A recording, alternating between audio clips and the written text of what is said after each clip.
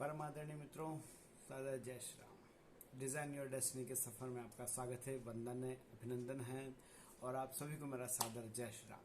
ये हमारे लिए बड़ा सौभाग्य का विषय है कि हमारा जो डेस्टिनी डिज़ाइन का सफ़र है, इसके बीच में हनुमान जन्मोत्सव आया।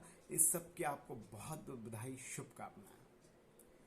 जब हम डिज़ाइन डेस्टिनी डिज़ाइन की बात करते हैं और डिज़ाइन की बात करते हैं, हमें कोई ना कोई आदर्श तो चाहिए।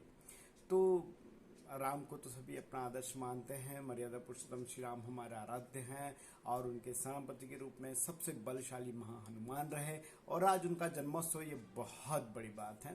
मैं आपको हनुमान जी के बारे में कुछ बताऊंगा और फिर ये भी बताऊंगा कि हमारी जो डेस्टिनी है, उस डेस्टिनी में हनुमान जी हमारे कितने सहायक हो सकते हैं और कैसे हो सकते हैं, उनसे हमें क्या सीखना चाहिए।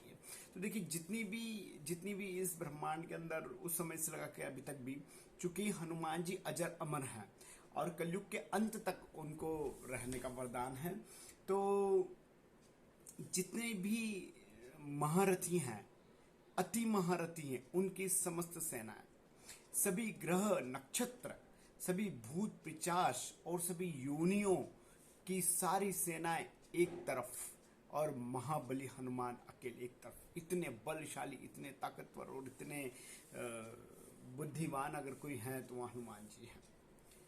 तो हमें निश्चित तौर पर उनकी आराधना करनी चाहिए। अब एक और बात मैं बताऊंगा, हमारे रामचंद्र मिशन के परम पूजनीय सदगुरु आदि गुरु महाराज लाला जी महाराज हनुमान जी के बारे में क्या कह करके गए हैं। आपने एक सब शब्द सुना होगा, बार बार बाबा लोग बोलते अहम ब्रह्मास्मि, अहम ब्रह्मास्मि। और उसकी इस बात के ऊपर एक बहुत बड़ा लेख भी, एक बहुत बड़ी किताब भी, अगर आप ब्रह्मास्मि पढ़ते हैं तो आपको समझ जाएगा कि अहम ब्रह्मास्मि का मतलब क्या होता है। लेकिन हनुमान जी से आपको अहम ब्रह्मास्मि अगर समझ में आ गया तो बड़ी बात है। देखिए, अहम ब्रह्मास्मि का मतलब होता है कि मैं ब्रह्म हूँ, लेकिन मैं ब्रह्म कैसे हूँ, तो लाला जी महाराज ने कैसे हमें बताया है। उनका कहना है कि हनुमान का मतलब क्या होता है। हनु का अर्थ होता है मारना, हनु का अर्थ होता है मारना, और मान का अर्थ होता है हमारा मान, मतलब हमारा अहंकार, मतलब अपने अहंकार को मारना, अपने अहंकार का त्याग करना, उसका सर्वनाश करना, यह होता है अहम ब्रह्मास्मि। इसका मतलब होता है हनुमान। तो हनुमान जी ने अपने अहंकार का त्याग किया। इतने बलशाली होने के बाद में भी उन्होंने कभी कोई अहंकार नहीं किया, उन्होंने कभी किसी को अपने छल से और बल से नहीं दबाया, सिर्फ जो गलत था उससे संघर्ष करके और उसको जीता। अब देखिए, ये जो अहम ब्रह्मास्मि होना और हनुमान होने का जो उन्होंने फर्ज निभाया, वो कैसे निभाया कि मैं आपको तो पूरी रामायण देखी हुई है तो आपको बहुत सारी बातें उसके अंदर पता होगी। फिर भी मैं एक बात बताता हूँ। जब श्री रामचंद्र जी के कार्य के लिए सीता मैया को ढूंढने के लिए हनुमान जी अशोक वाटिका में चले जाते हैं, बहुत उत्पात मचाते हैं, बड़ी उथल पुथल मचाते हैं, लेकिन सीता मैया तो उन्हें जानती नहीं है।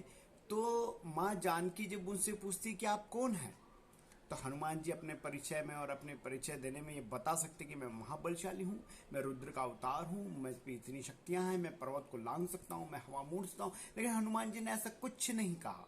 हनुमान जी ने अपना सर्वस्व अहंकार त्याग किया। अपना हनुमान होने का जो अर्थ बताते हुए उन्होंने सीधी सी बात कही कि रामदूत मैं मातु जानकी, सत्य शपथ करुणा निधान की। मैं राम का दूत हूँ मेरी मैया, माँ जानकी मैं राम का दूत हूँ और मैं सत्य कह रहा हूँ, मैं अपने करुणा धान के अपने राम की शपथ लेकर के कहता हूँ। तो इससे हमें सीख मिलती है हमारे डेस्टिनी डिजाइन में कि हम कितने भी बड़े हो जाए, हम कुछ भी हो जाए, हमें अपना अहंकार नहीं करना चाहिए। हमें अहंकार से दूर रहना चाहिए। किसी तरह का अहंकार, मान मर्दन और कुछ भी नहीं होता। मान और सम्मान कुछ भी मिले, हम मस्त रहते हैं, ये जीवन होता है। सदैव प्रसन्न रहना ईश्वर की सर्वोपरि भक्ति है, ये भी एक संत ने कहा है। तो इसे हमें इम्प्लीमेंट करना चाहिए, यही ईश्वर प्रसन्न होता है। तो हम जब अहंकार का त्याग करते हैं तो निश्चित तौर पर हनुमान जी की सर्वस्व शक्ति हमारे साथ काम करती है। तो हमने जाना कि कैसे अहम ब्रह्मास्मि और कैसे हनुमान का अर्थ क्या होता है। पर हनुमान जी तो राम जी के युग से अभी तक अजर अमर हैं सब है, लेकिन वो कैसे आएंगे, कैसे आपके साथ रहेंगे, कैसे आप उनको फॉलो करेंगे, कैसे आप जानेंगे कि अपने जीवन में हनुमान जी को कैसे उतारना है। तो हनुमान जी की जो हनुमान चालीसा, उसके अंदर बहुत अच्छा सा मंत्र दिया हुआ है। सभी लोग हनुमान चालीसा पढ़ते होंगे। मुझे लगता है 100 करोड़ में 25-50 करोड़ लोग तो रोज हनुमान चालीसा पढ़ते हैं और अत्यधिक दर्शन भी करते हैं। आज तो पूरे देश के अंदर बड़ा उत्सव है, यहाँ से लगा कर अयोध्या तक उत्सव ही उत्सव होगा। तो हनुमान जी का हनुमान चालीसा का मैं सिर्फ एक लाइन बताऊंगा। पूरी हनुमान चालीसा अगर आप समझ लेंगे तो शायद मुझे लगता है कि जीवन में किसी और सूत्र को पढ़ने की आपको आवश्यकता कभी भी नहीं पड़ेगी। लेकिन हनुमान जी की सिर्फ एक बात आप सुन लीजिए कि बल बुद्धि विद्या देहु मही हरहु कलेश विकार। बल का मतलब ये नहीं है कि मुझ में इतना बल आ जाए कि मैं पर्वत उठा लाऊं, मैं एरोप्लेन उठा लाऊं या मैं ट्रक उठा लाऊं, इतना नहीं। मुझे बल देना मतलब मुझे कर्म करने की शक्ति देना, मुझे कर्म करने की इतनी शक्ति देना कि वो पराक्रम में बदल जाए। कर्मण्येवाधिकारस्ते मा फलेषु कदाचन, ये जो शब्द है इसको भी ध्यान रखिएगा कि मुझे कर्म करने की शक्ति देना ताकि मैं कर्म कर सकूं, क्योंकि कर्म ही सबसे बड़ा धर्म है। उसके बाद में बल बुद्धि, मुझे बुद्धि देना, बुद्धि देना अच्छा और बुरा करने की मुझे समझ देना, मुझे अच्छा करने की समझ देना और मैं बुरे से बच सकूं इसकी भी मुझे समझ देना। क्या होता है कि जब भी कोई बात होती है, अरे वो उसने मुझे बोला था तो मैंने ऐसा कर लिया, अरे उसने मुझे कहा था तो मैंने ऐसा कर लिया। अरे किसी के कहने से क्या होता है, मैं भी बहुत सारी बातें बोल रहा हूँ, अच्छी बातें बोल रहा हूँ, मेरे कहने से कुछ हो जाएगा ऐसा नहीं होगा, और मेरे कहने से आप करेंगे और अपनी बुद्धि नहीं लगाएंगे तो पता नहीं क्या हो सकता है, भगवान ही मालिक है।